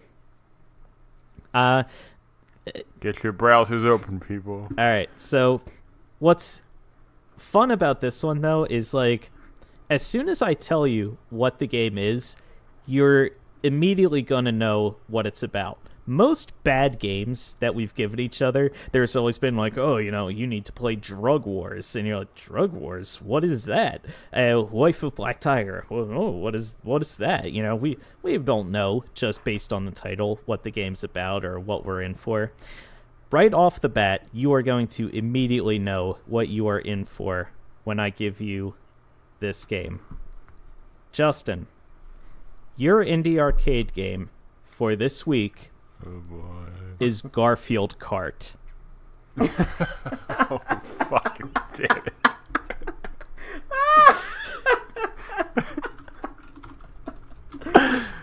Come on. What, is that even an indie game? I was gonna say, is that on like on Steam? Is it? Well, where is it? Where can you find this game? It's on Steam. It's on Steam.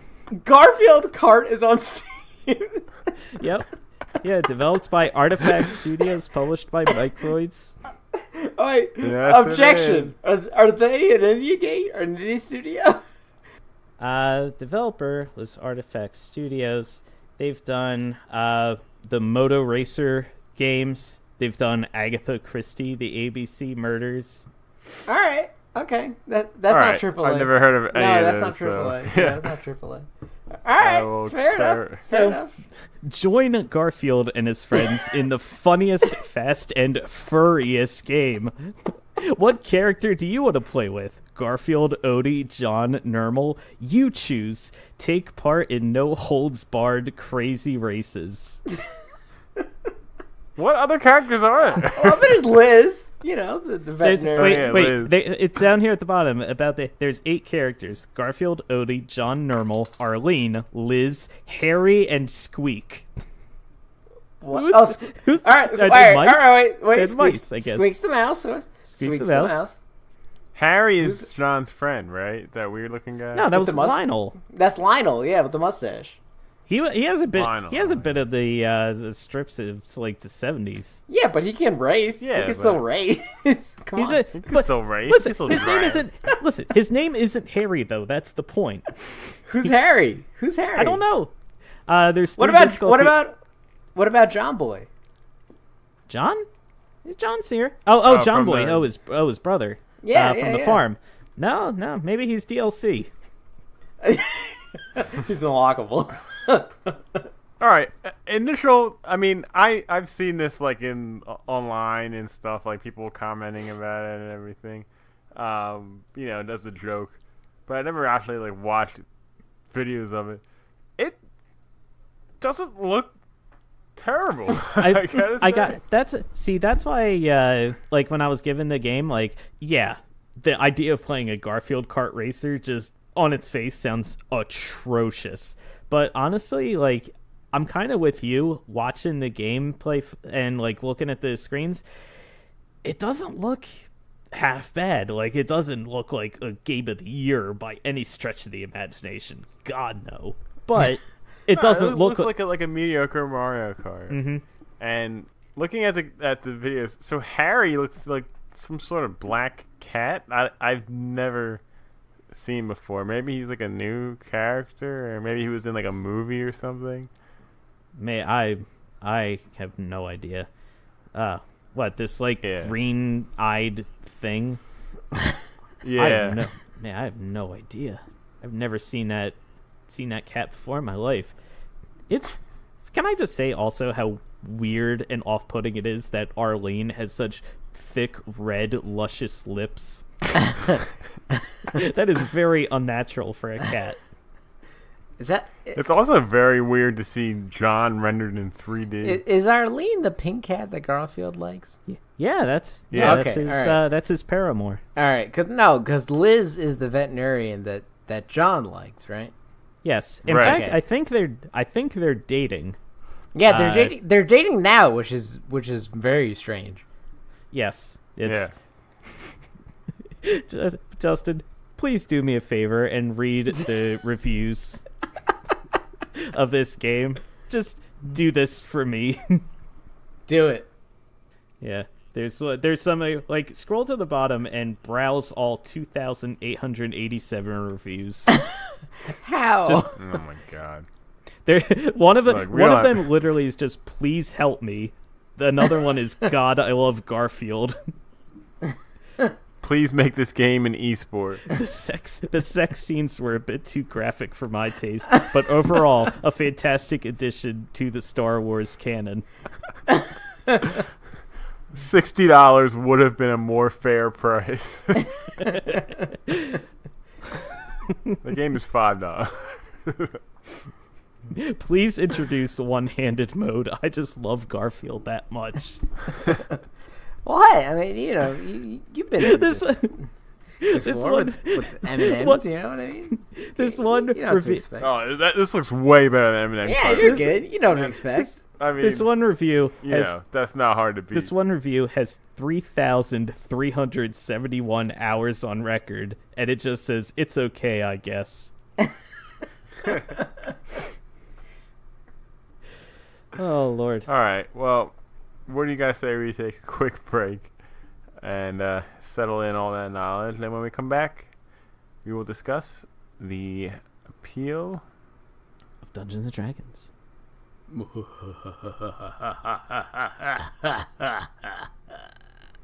right, that's enough.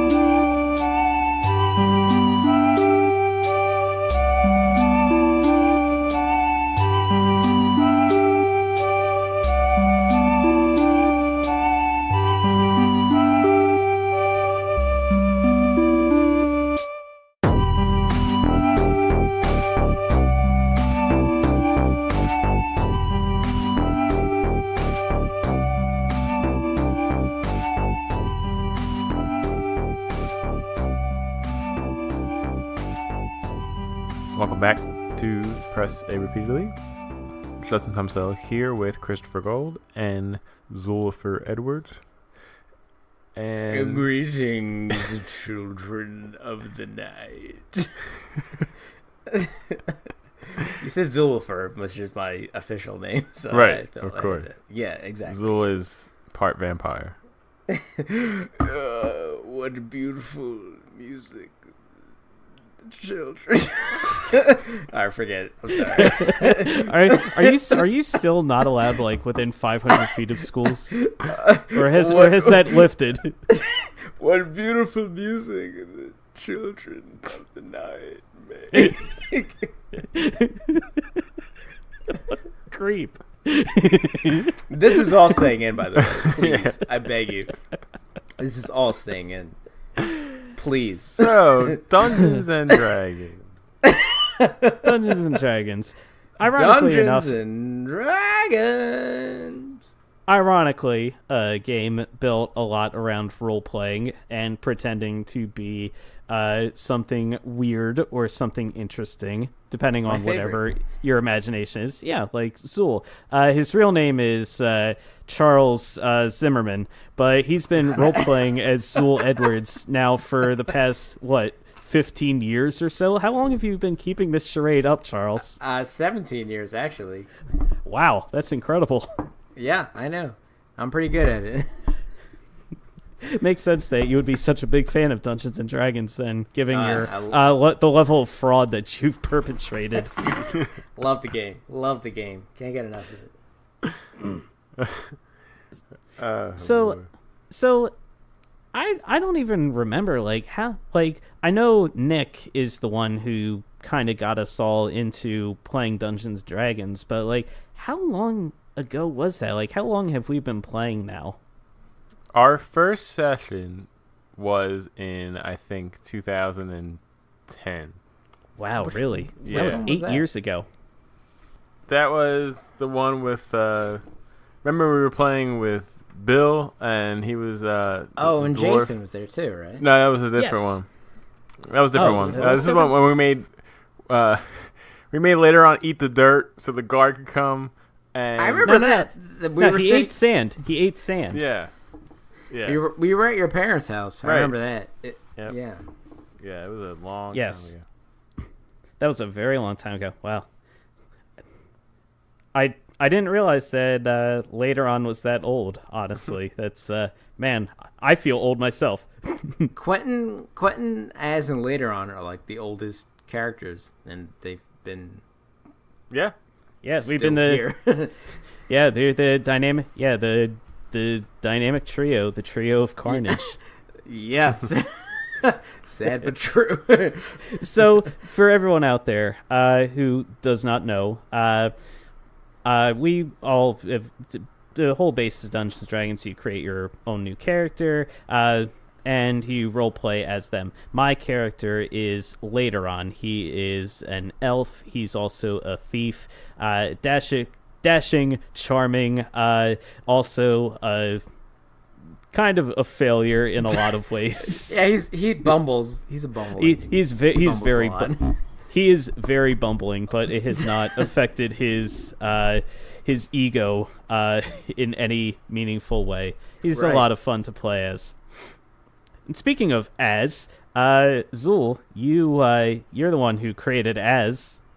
Yes, Azrael Thundertooth. He used to be a soldier, but then when I discovered that sailing was an option, in 5th edition, I was like, hey, I'll make him a sailor. So he's a fighter. He has a giant axe. He breathes lightning, which is hence the name Thundertooth. He likes to drink. He likes to have a good time, and he loves his friends. But yeah, I've pretty much only made one character ever, and that's him. And yeah, I like him. J-Man, what do you got? You got Q. You got the Q man. Yeah, I created Quentin McElias. He is a paladin and a holy man, and he's kind of the unofficial, I guess, leader of the crew. He's the leader. He's definitely he's the only one he's the only one with his head screwed on right. Yeah, actually, it's let's focus on the mission. He's Quentin. very stoic, and he's always trying to do the right thing. He is lawfully good, and sometimes to a fault, where he's just trying to do too much of a good thing, and not maybe willing to take risks certain times when he should. But that's the best thing about our crew, is that everybody's kind of spread across the map and personality-wise, and balance, we kind of balance each other out. And even though Quentin, I guess, is kind of the leader, but he always makes sure to make a group decision. Everybody's informed of what we want to do. We want to vote on this. Here's our two options: who wants to do this and why, and who wants to do this and why. And he's never giving orders. He's just kind of trying to keep the order. Right. Later on, likes to just kind of do his own thing, regardless. For good and for ill. Yeah, Az just whatever is gonna promise him a good time, he'll just do it, He's kind of like chaotic neutral. It's kind of just whatever's happening, whatever's cool, whatever's fun, it just goes with the flow, basically. That's later on, too. He's a chaotic neutral character. Yeah, he follows his own will. He likes having fun, but he doesn't want to, cause anyone actual harm or anything like that. It's all in good fun as far as later on is concerned. Exactly. So we've been playing Dungeons & Dragons now for a long time, and I don't know about either of you guys, but ever since I started playing the game and getting really, really into it, I've just noticed how much everything fantasy movies or different TV shows or books, everything just has that Dungeons and Dragons feel to it. It looks like you're watching a campaign being played out. It feels like you're reading something. You can almost hear when characters get into a combat situation or whatever, or a fight breaks out. You can almost hear roll initiative screamed in the back of your head. So I don't know if you guys have noticed just how much D&D has kind of pervaded everything since we started playing, or what are your thoughts about it?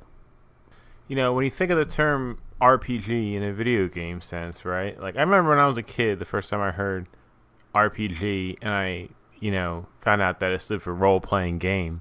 I didn't understand it. I was like, aren't you playing a role in every game that you're playing? Even in a Zelda game, or when you're playing as a character, you're playing a role. I don't understand why these strategy games are being referred to as RPGs. But later, as I grew up, I found out where the term came from. It came from the original role-playing games, which of course were tabletop style, Dungeons and Dragons type games that have been around since the early 70s, I think. Yes. Yeah. Yeah, so, when you were talking about the idea of this episode, Chris, I was trying to think of, you know, like how you've mentioned just now that you're kind of seeing the remnants of Dungeons and Dragons kind of in all of different types of media now. I definitely see it most, I think, in video games, especially role-playing games, because of a lot of similarities of you're creating a character, you are picking a class, you're picking a race, you are learning skills as you level up. Most of the time you are in a role-playing game, you are with a party or you are interacting with NPCs, non-playable characters that are giving you quests to perform, and all of those things are interchangeable between the tabletop version and, of course, video game RPGs. Right. And you talk about, Justin, how, like, the tabletop gaming, especially modern tabletop gaming, really took off in the 70s. And you're absolutely right. But a lot of the games that the tabletop gaming was influenced by have been around for a very, very long time. Like, just in doing a little bit of research on Dungeons and Dragons, it was influenced by, like, quote unquote wargaming that's been around for just hundreds and hundreds of years, where different players would sort of take possession. They would imagine themselves as generals on a battlefield, and they would have armies fight each other, and they would try to strategize, like, okay, I'll attack from the front, and maybe I'll have this group of soldiers here on the side, and I'll flank them. And it was just very kind of cut and dry. It was more focused on the actual strategy elements of winning the battlefield.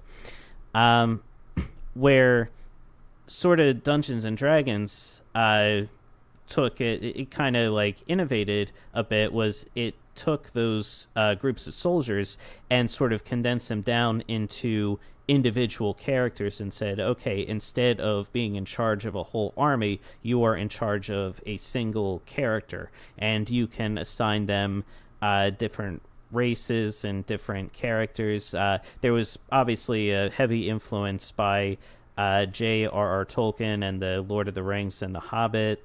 The influence there is pretty obvious. In fact, the Tolkien estate sued Dungeons and Dragons when it was first coming out, because they used a lot of the same terminology that was found in the books. Like, halflings were called hobbits before, so that's actually why halflings are called halflings in Dungeons and Dragons, for instance, so they can get around that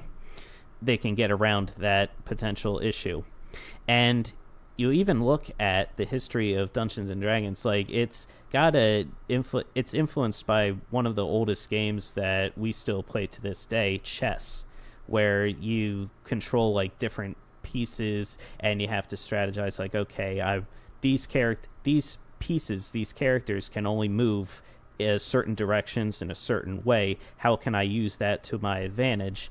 That same mental gameplay plays in with Dungeons and Dragons and other similar tabletop games, where you have to say, okay, my character is this particular class. That means that his moveset is limited in a certain way. How can I best use that to my advantage? And there's a lot of other complexities out there, especially in terms of Dungeons and Dragons, but that's sort of like the 50,000-foot overview on kind of how the game developed and the thinking behind it.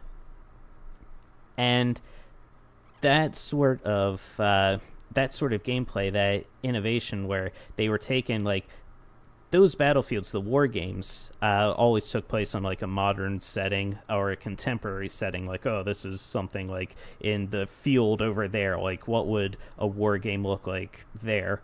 And it took it from that sort of setting and placed it firmly in a fantasy setting, where you had all these different mythical races and strange creatures, and magic came into play, and it really, really captured a lot of players' imaginations in ways that no game really before or since has really been able to capture. Like, a lot of tabletop games have come and gone over the years, but D&D still stands tall and proud above the rest of them.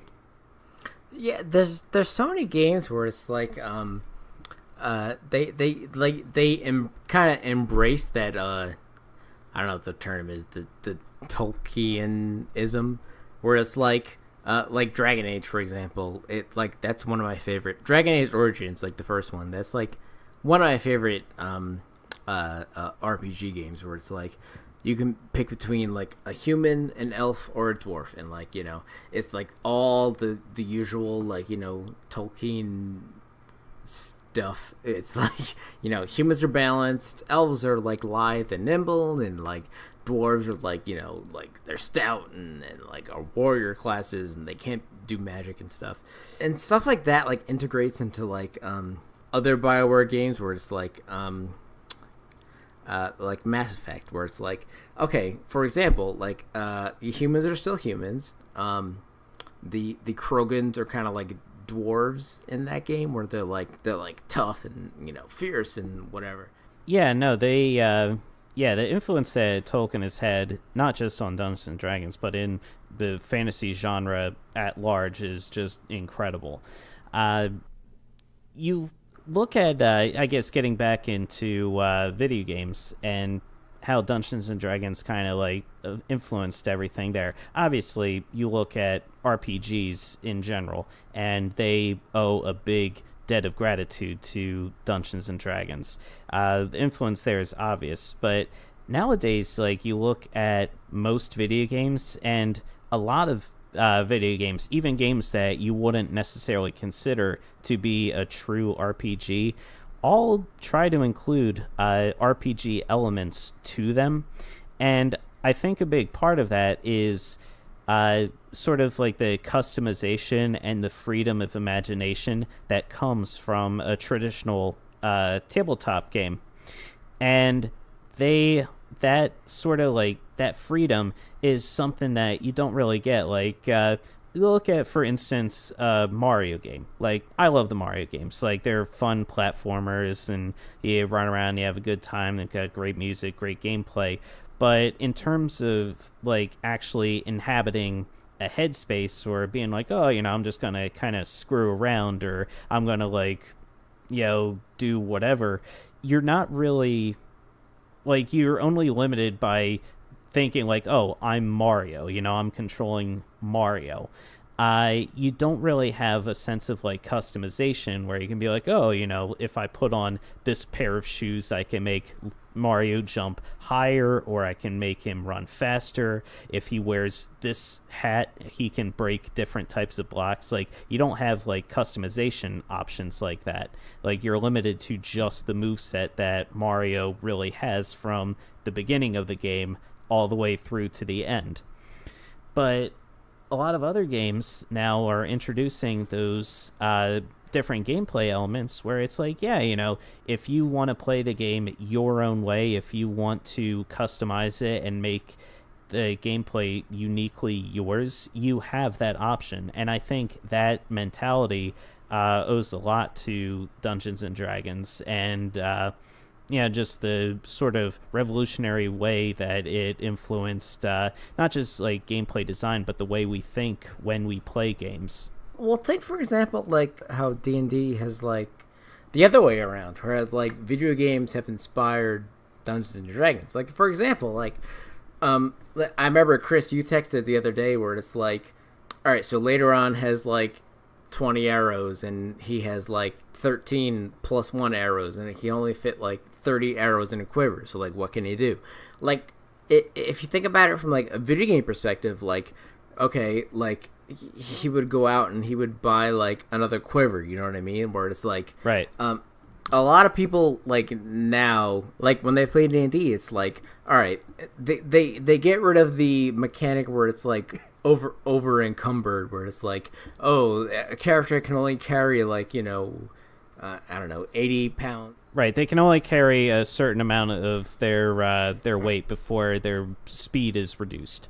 But now they'll have slots, so it's like taking from the video game aspects, where it's like they have a head slot and an arm slot and a body slot and a backpack slot, where backpack slots can fit like 5 things or whatever. So it's like it was originally D&D inspired, where it's like, oh, characters have this much, but when video games came along, it was like, oh, they have slots or whatever. So like now they incorporate that into D&D. Right. It kind of like feeds itself a little bit, like those influences. Yeah, like D&D influences the video games, and then the people who create and design the video games, who themselves were influenced by Dungeons and Dragons, they come up with new, unique ideas that the people who create Dungeons and Dragons look at and say, hey, that's a good idea. Let's try to incorporate that in our game. And so the cycle sort of continues. And it's really, really cool to see, like, that's part of, I think, why Dungeons and Dragons has endured and thrived for as long as it has, is its willingness to adapt and evolve over the years. It's not the same exact rule set when Gygax first published everything back in 1974. Things have changed and evolved.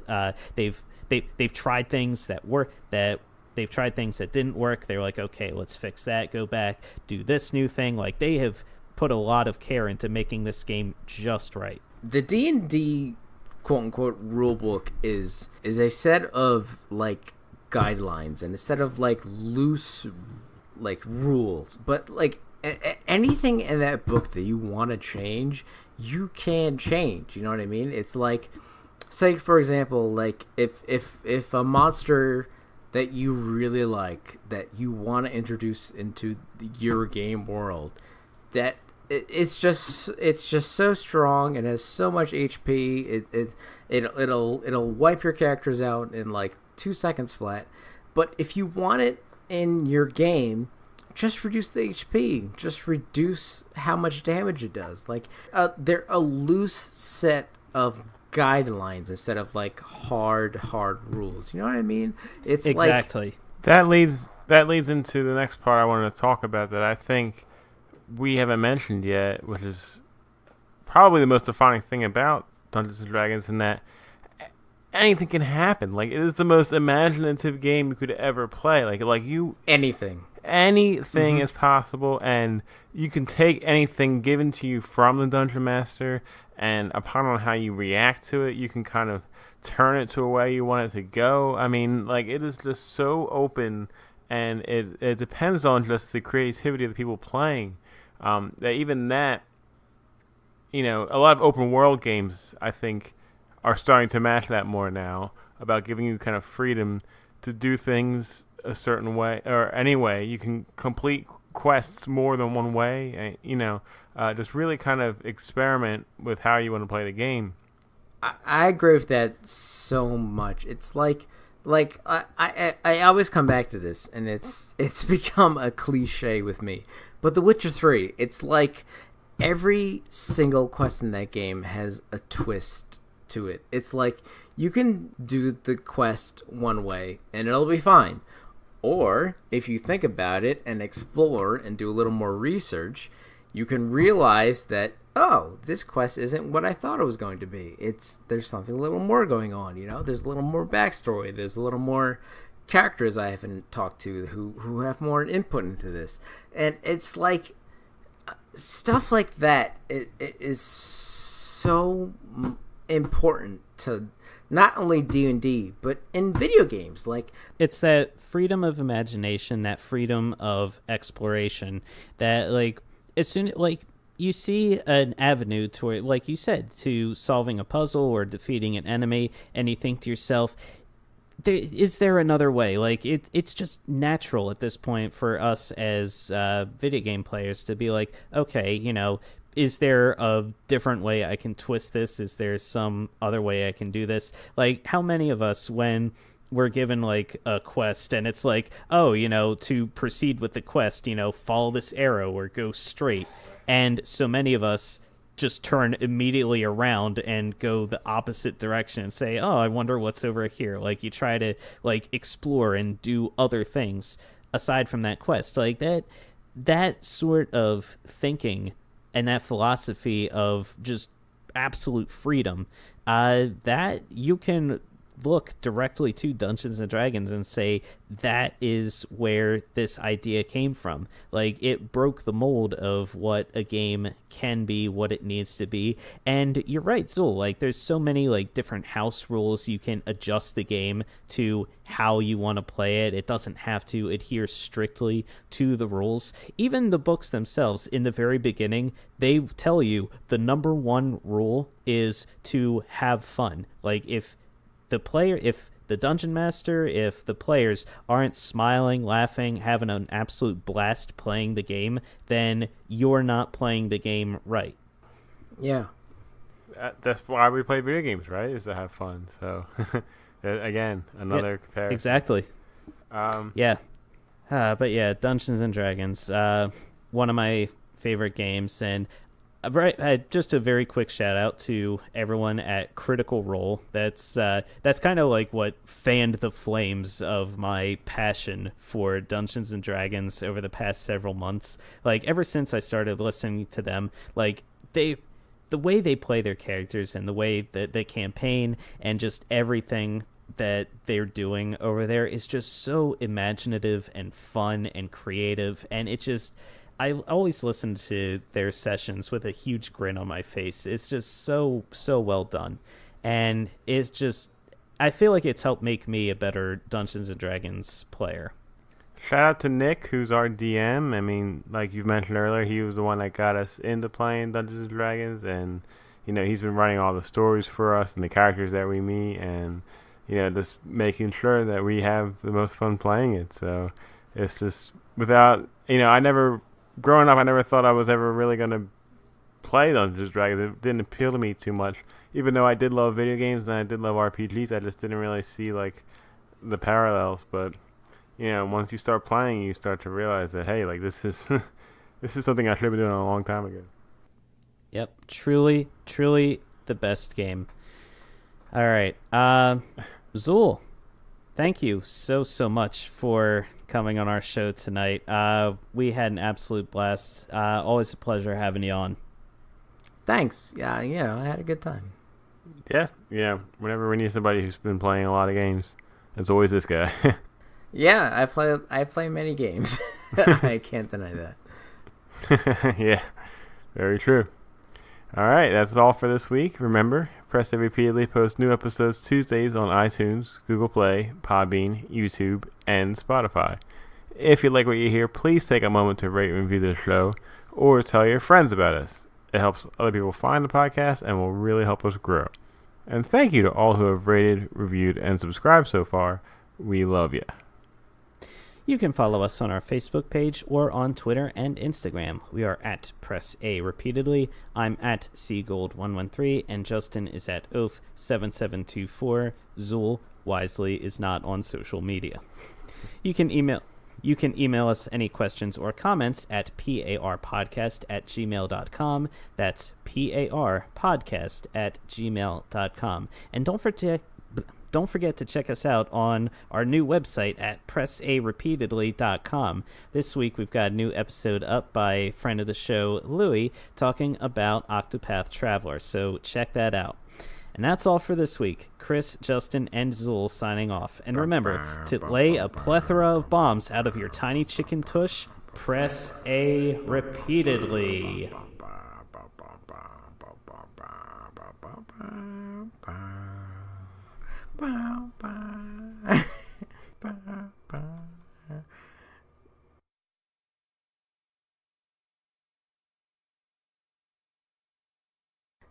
And the raven, never flitting, still is sitting on the pallid bust of Pallas just above my chamber door, and his eyes have all the seemings of a demon's that is dreaming, and the lamplight o'er him streaming throws his shadow on the floor, and my soul from out that shadow that lies floating on the floor shall be lifted nevermore.